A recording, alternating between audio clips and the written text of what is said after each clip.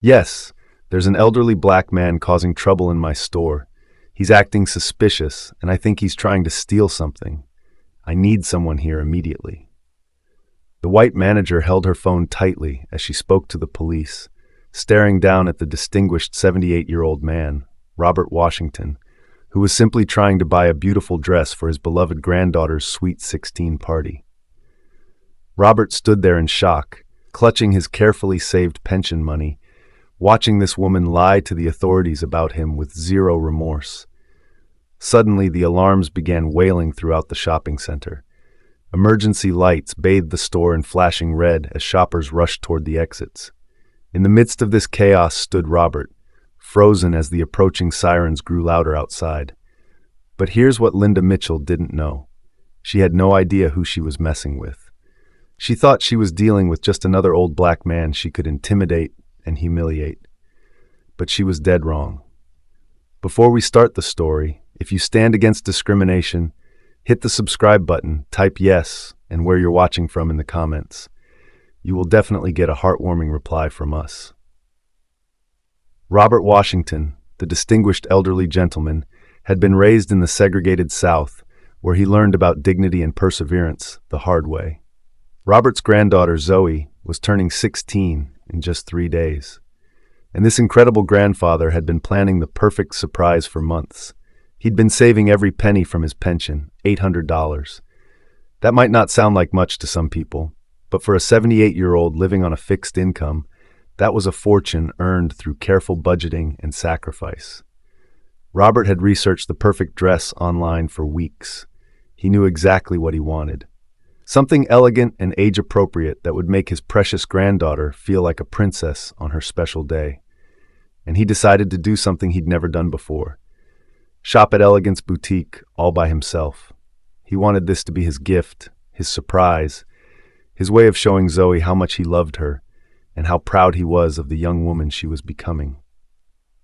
So there Robert was, walking into Elegance Boutique with his heart full of excitement and his carefully counted money in his wallet, ready to make his granddaughter's sweet 16 dreams come true. His son, Marcus Washington, wasn't just any father.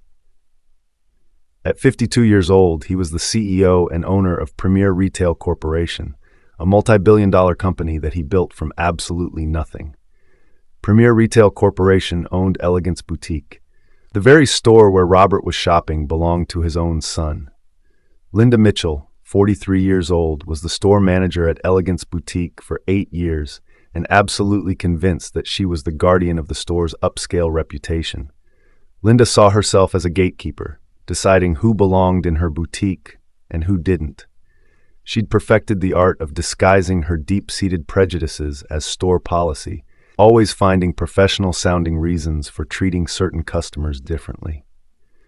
Linda had built her entire identity around managing this high-end store, believing that excluding the wrong kind of people was protecting the business. She had no clue that she was about to come face-to-face with the man whose son actually owned everything she thought she was protecting. The moment Robert Washington stepped through the glass doors of Elegance Boutique, Linda Mitchell's eyes locked onto him like a predator spotting prey. Here was an elderly black man walking into her upscale store, moving slowly with his cane, looking around with the careful observation of someone who didn't shop in places like this very often. In Linda's twisted mind, this was already suspicious. This was a boutique where dresses started at $400 and went up to $800 or more. What was an old man doing here alone? Just 5 minutes before Robert arrived, a white couple in their 50s had walked in with their teenage daughter, and Linda's entire demeanor was completely different. Good afternoon, folks. Welcome to Elegance Boutique. How can I help you find something absolutely stunning today? Linda's voice was warm, welcoming, filled with genuine enthusiasm. She guided them to the newest arrivals, offered them complimentary champagne, and asked about the special occasion they might be shopping for. But when Robert approached the counter with a kind smile, ready to ask for help finding the perfect dress for his granddaughter's sweet 16, Linda barely looked up from her computer. No greeting, no welcome, nothing.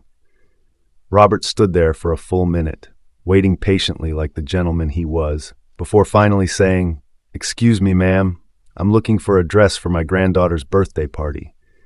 Linda glanced up with the most dismissive look you can imagine.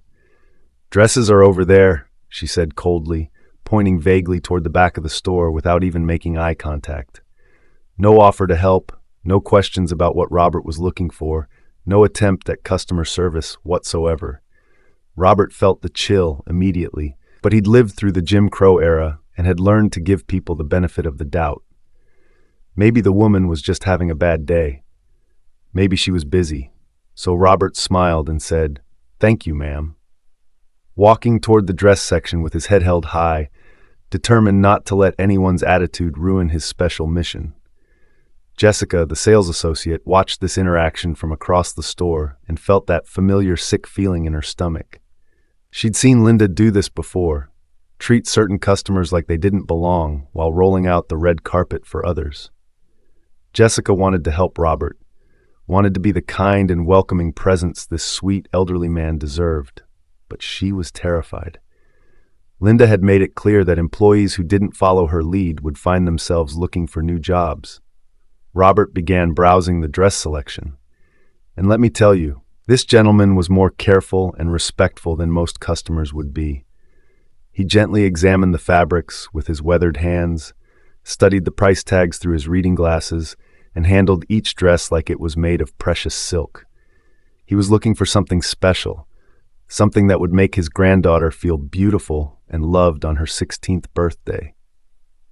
But Linda wasn't seeing a respectful elderly customer. She was seeing a threat that needed to be monitored. She began following Robert around the store, staying about 15 feet away, watching his every move like he was a known shoplifter. When Robert picked up a stunning purple dress to look at the price tag, Linda immediately appeared at his side. "Be very careful with that," Linda said sharply. "These are expensive items, not something to play around with." Robert looked up, startled. "Yes, ma'am. I understand. I'm just checking the price for my granddaughter." "Well, these dresses start at $400, Linda said with a tone that clearly suggested Robert couldn't possibly afford anything in the store. "I don't think you understand what kind of establishment this is." But Robert had been raised right. Instead of getting defensive or upset, he simply said, "Thank you for letting me know about the prices. I've been saving my money for this special occasion." Linda's eyebrows shot up in disbelief, but she walked away, muttering something under her breath that Robert couldn't quite hear. For the next 30 minutes, this pattern continued. Every time Robert showed interest in a dress, Linda would appear with some condescending comment. "Do you realize how much that costs? These need to be handled very carefully. Are you sure you're in the right store?" Meanwhile, Taylor Johnson, a 17-year-old white customer, was watching all of this unfold. She'd been shopping with her father's credit card for a prom dress, and Linda had been nothing but sweet and helpful to her, offering to bring different sizes, suggesting accessories, even offering to hold items while Taylor decided. The contrast in treatment was so obvious that Taylor started recording on her phone, unable to believe what she was witnessing. Despite the hostile treatment, Robert continued shopping with dignity, determined to find the perfect dress for Zoe. And then he saw it. A gorgeous lavender dress with delicate lace detailing around the neckline. It was elegant, sophisticated, exactly the kind of thing that would make his granddaughter feel like royalty on her 16th birthday. Robert carefully lifted the dress from the rack and looked at the price tag. $650. Perfect. He had $800, which would leave him enough for tax and maybe some matching accessories. He walked to the counter where Linda was now helping Taylor pick out shoes, waiting patiently for his turn. When Taylor finished, Robert stepped forward with the dress draped carefully over his arm. "Excuse me, ma'am. I'd like to purchase this dress for my granddaughter, please," Robert said politely. Linda looked at the dress, then at Robert, and her face immediately hardened. "That dress costs $650, she said slowly, like she was talking to someone who couldn't understand basic English. "I don't think it's appropriate for you." Robert's heart sank, but he'd anticipated this moment. He reached into his wallet and pulled out his carefully counted money. $800 in neat bills that he'd organized and reorganized dozens of times. "I have the money," he said quietly, setting it on the counter. I've been saving for months to buy my granddaughter a beautiful dress for her sweet 16. The look on Linda's face was priceless. For a split second, you could see the shock that this elderly man actually had the money. But instead of apologizing or showing any kind of decency, Linda's shock quickly turned to something much uglier: suspicion and anger. "Where did you get this money?" Linda demanded, staring at the bills like they were stolen goods.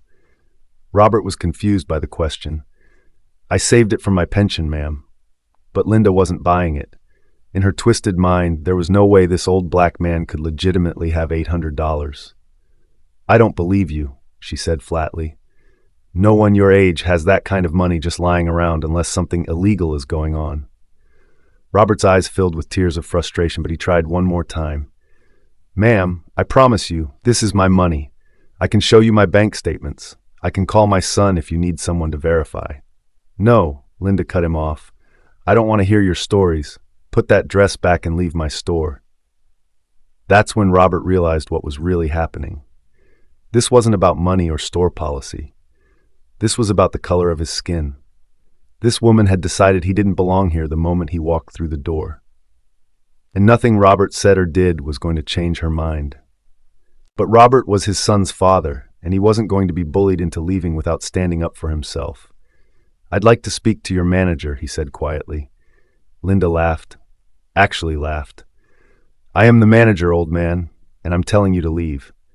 That's when things got truly ugly. Robert, still trying to be respectful, said, "Then I'd like to speak to your district manager or the store owner."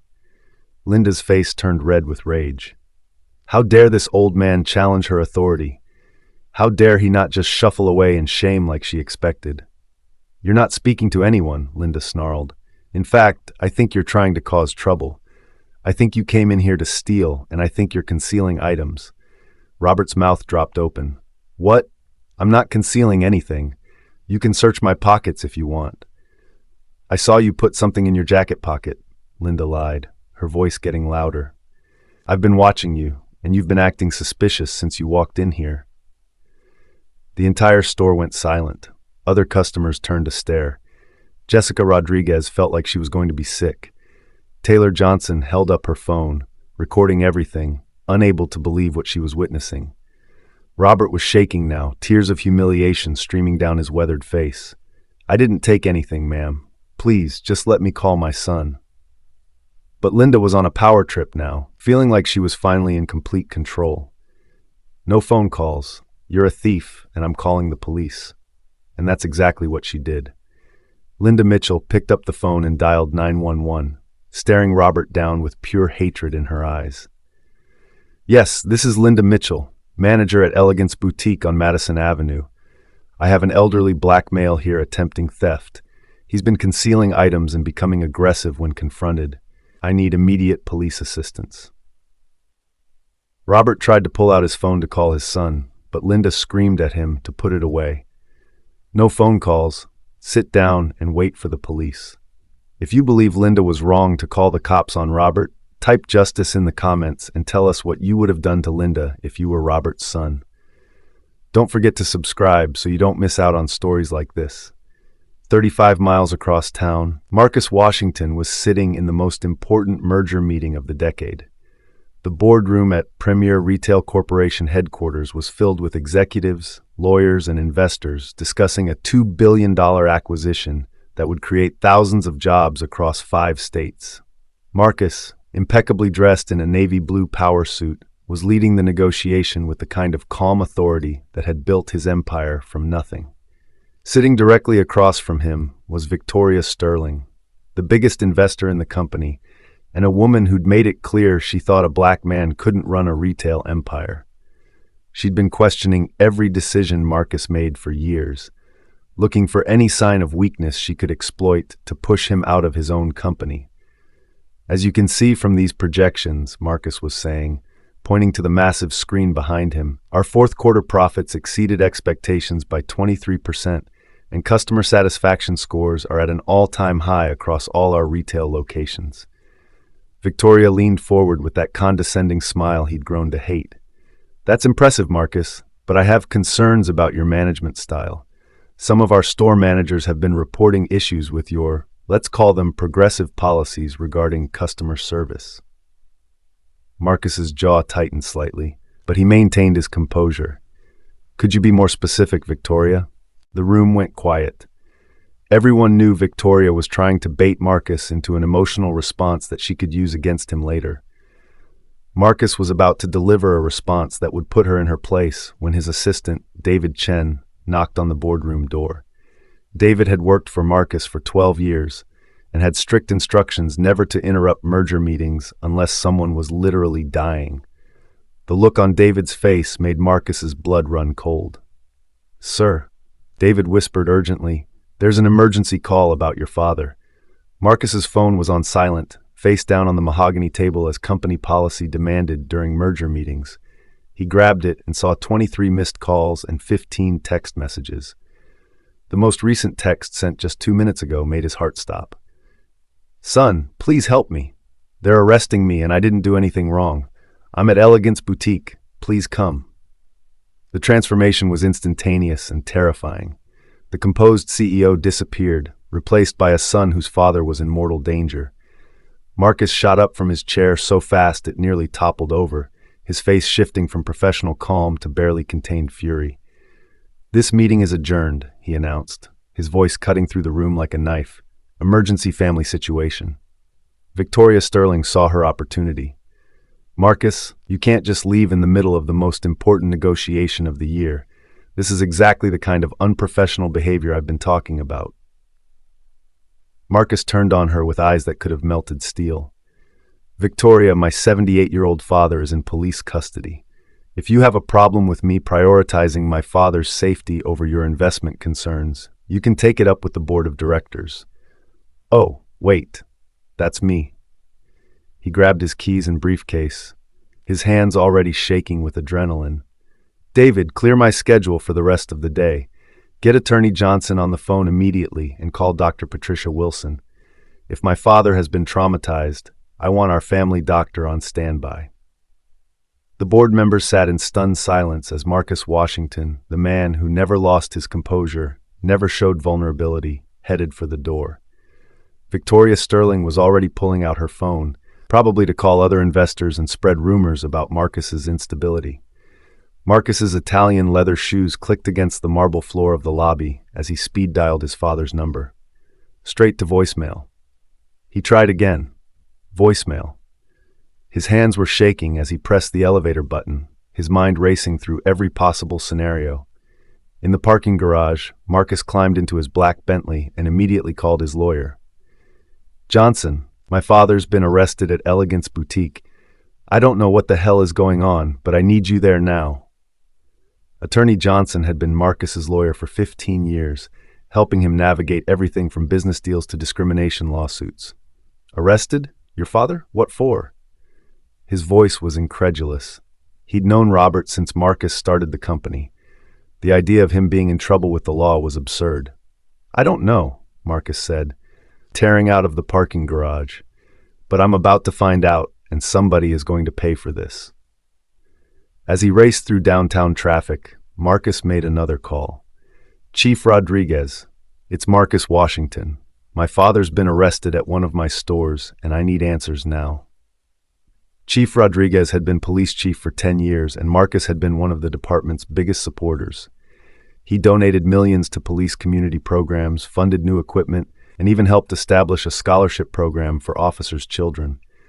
"Marcus, what are you talking about? Let me check what's happening," Chief Rodriguez said, clearly confused. "Hold on."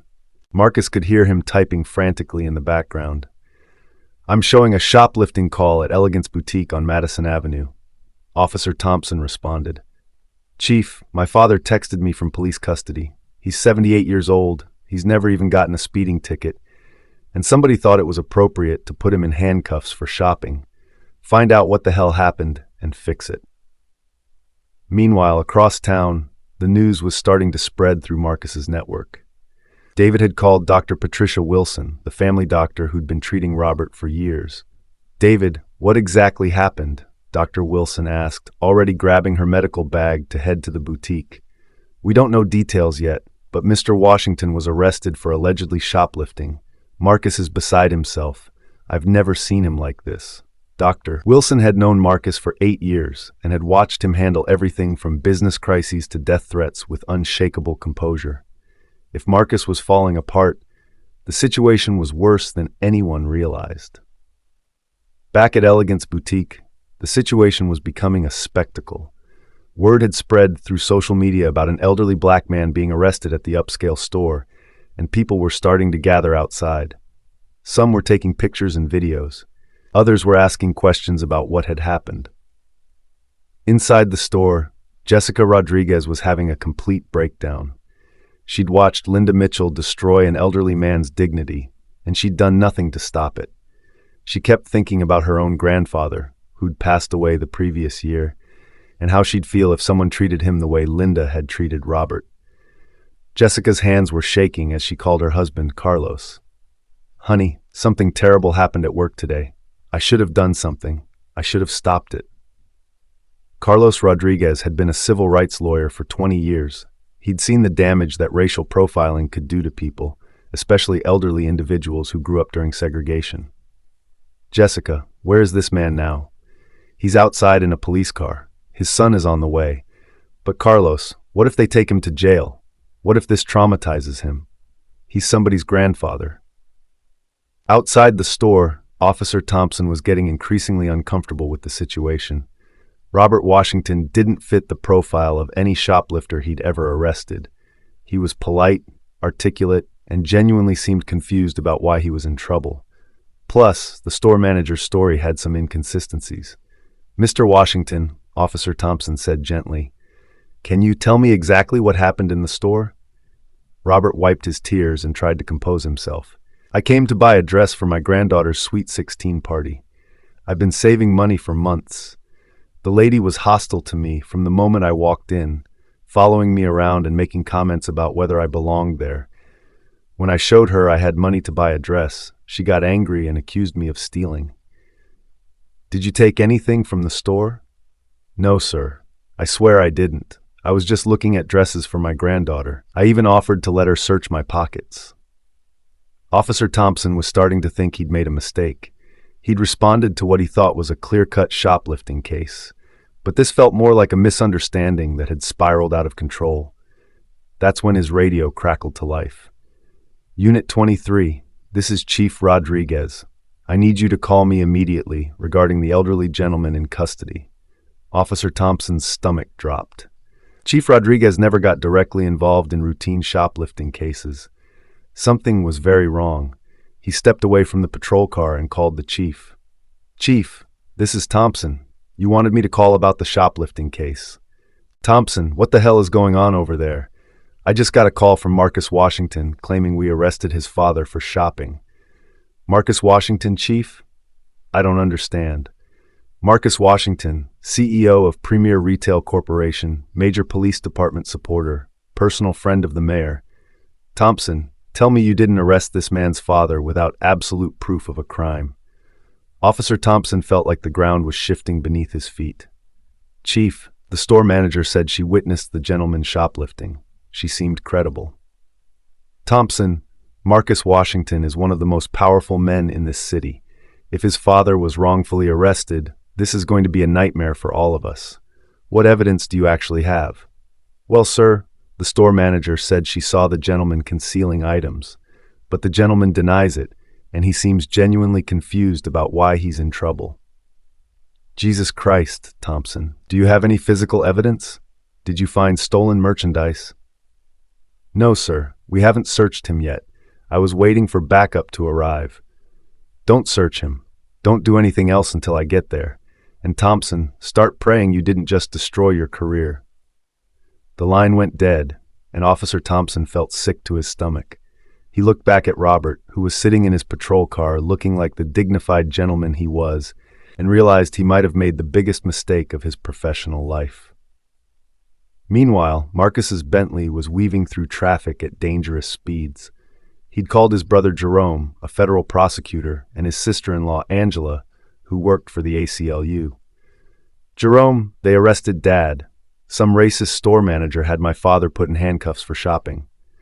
Federal prosecutor Jerome Washington had seen his fair share of injustice in the legal system, but the idea of his father being arrested for shopping made his blood boil. "Marcus, I'm heading to the store right now. Don't do anything that could make this worse. Let me handle the legal aspects." Marcus also called his best friend and business partner, Dr. Michael Thompson, who owned a chain of medical clinics. "Michael, I need you to meet me at Elegance Boutique. If Dad has been traumatized, I want a doctor to examine him immediately."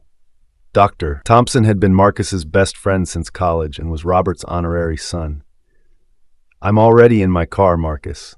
Robert is strong, but this kind of treatment can be devastating for someone his age." Marcus was far from calm.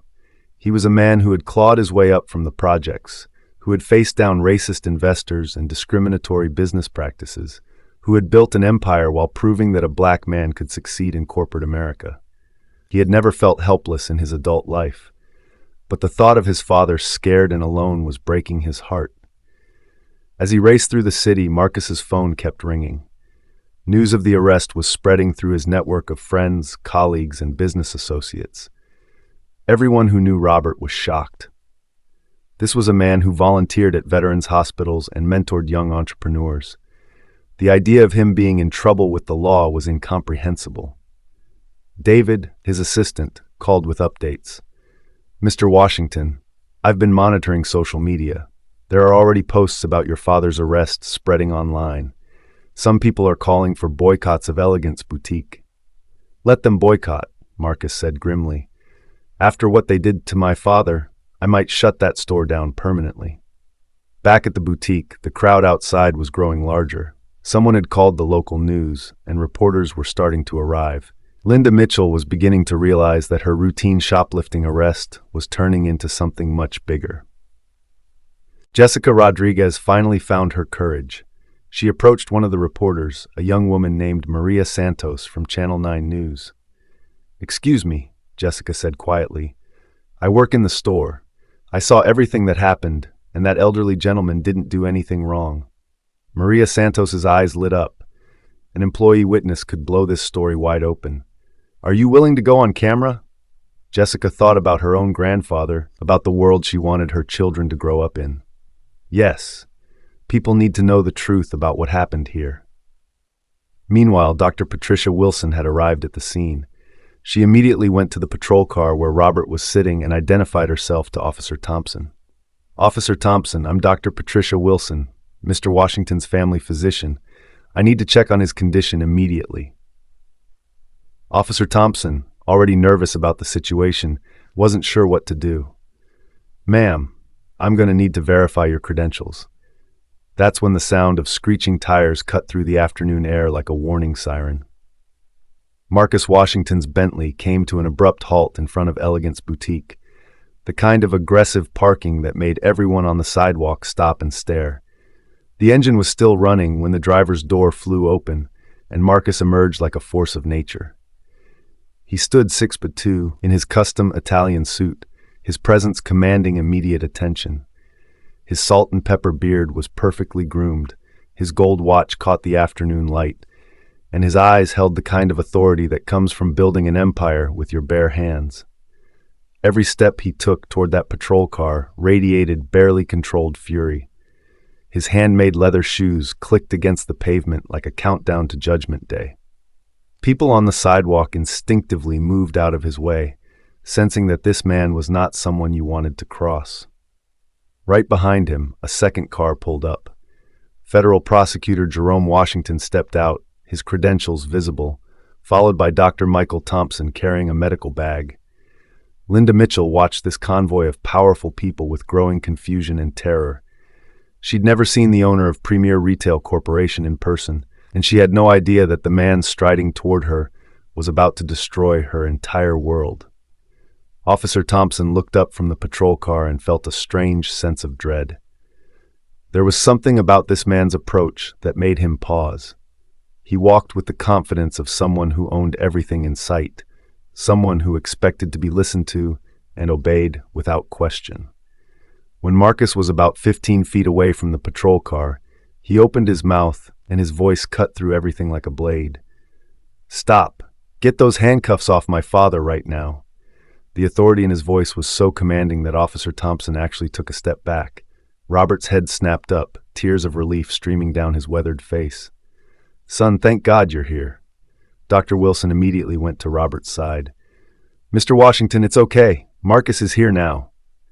But Linda Mitchell, still oblivious to who she was dealing with, stepped forward with that same smug expression she'd been wearing all day. She was about to put this man in his place, just like she'd put the father in his place. Sir, Linda said with condescending authority, your father is a thief. He tried to steal from my store, and he's going to face the consequences for his actions. Marcus's eyes locked onto Linda with laser focus, and the temperature seemed to drop 20 degrees. Your store? Marcus's voice was deadly quiet now, more terrifying than if he'd been screaming. Jerome stepped forward, his federal prosecutor badge clearly visible. I'm Federal Prosecutor Jerome Washington, and I want to know exactly what evidence you have against this gentleman. Linda lifted her chin defiantly, not recognizing the significance of a federal prosecutor getting involved. I'm the manager of Elegance Boutique, and I decide who belongs here and who doesn't. This old man doesn't belong here, and I saw him trying to steal. Marcus took another step closer, and Linda suddenly felt like she was staring into the eyes of a predator. My father doesn't belong here? Marcus repeated slowly, like he was tasting the words and finding them poisonous. Officer Thompson, sensing the situation spiraling completely out of control, tried to regain some authority. Sir, I'm going to need you to step back while we sort this out. That's when Marcus reached into his suit jacket and pulled out his driver's license and business card. He handed them to Officer Thompson with the kind of calm that comes before a devastating storm. Officer Thompson looked at the ID, and his face went completely white. His hands actually started shaking as he read the name. Marcus Washington, CEO, Premier Retail Corporation. He'd seen that name on donation checks to the police department. He'd seen it on the invitation to the police chief's annual charity gala. He'd seen it in the newspaper business section hundreds of times. Oh my God, he whispered so quietly that only Marcus could hear. Dr. Michael Thompson had moved to Robert's other side and was quietly assessing his condition. Robert, are you hurt? Has anyone mistreated you physically? Marcus's voice was still deadly calm as he spoke to Officer Thompson, but his eyes never left Linda's face. Officer, what you're holding is my identification. What you need to know is that I am Marcus Washington, CEO and owner of Premier Retail Corporation. Premier Retail Corporation owns Elegance Boutique. This woman works for me, and she just had my 78-year-old father arrested for shopping in my own store. The silence that followed was deafening. You could literally hear people breathing. The news cameras were rolling, capturing every word. Linda Mitchell's face went from smug confidence to confusion to dawning horror in about 5 seconds flat. Jessica Rodriguez had pushed through the crowd and was now standing close enough to hear everything. When she heard Marcus's revelation, she stepped forward.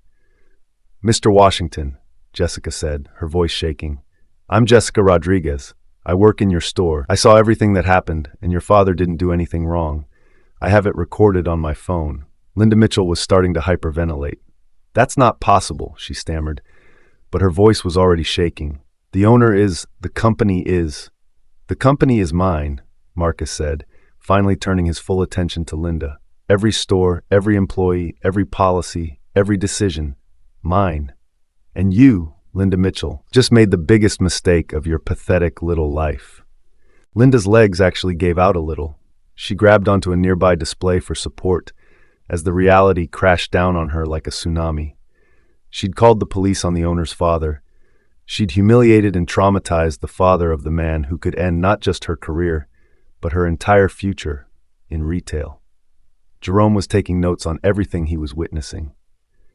Officer Thompson, I want to be very clear about what's happening here. This elderly gentleman was arrested based solely on the accusations of a store employee who has just been revealed to have a clear conflict of interest and possible racial bias. Is that correct? Officer Thompson was sweating now.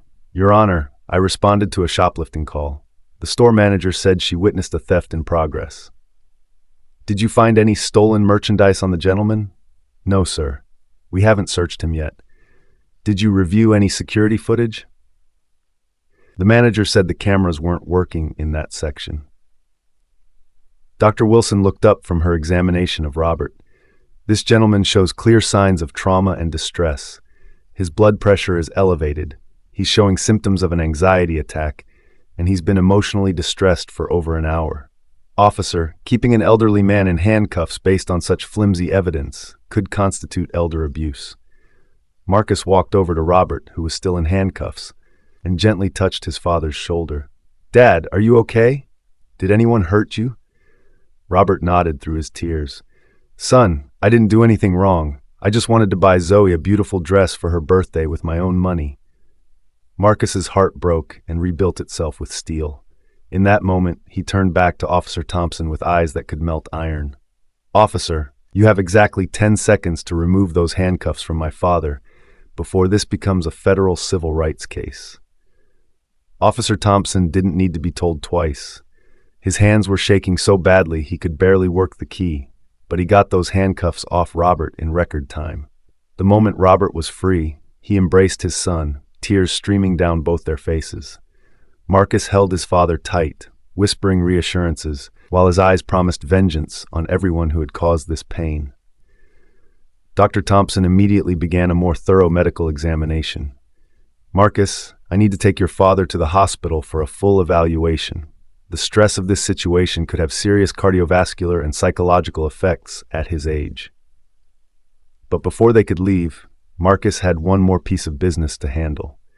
He turned to address not just Linda Mitchell, but Officer Thompson, the crowd of onlookers, the news cameras, and everyone who needed to understand what had just happened.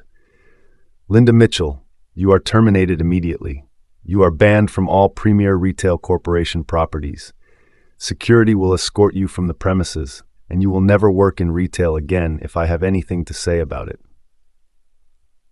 Linda collapsed against the wall, the full weight of her destroyed future crashing down on her. She'd lost her job, her reputation, and possibly her freedom, all because she couldn't see past her own prejudices. Marcus looked around at the crowd of witnesses, the news cameras, and the people who had gathered to see justice served. What happened here today is unacceptable, but it's not unusual. This kind of discrimination happens every day to elderly people and others who don't have the resources to fight back.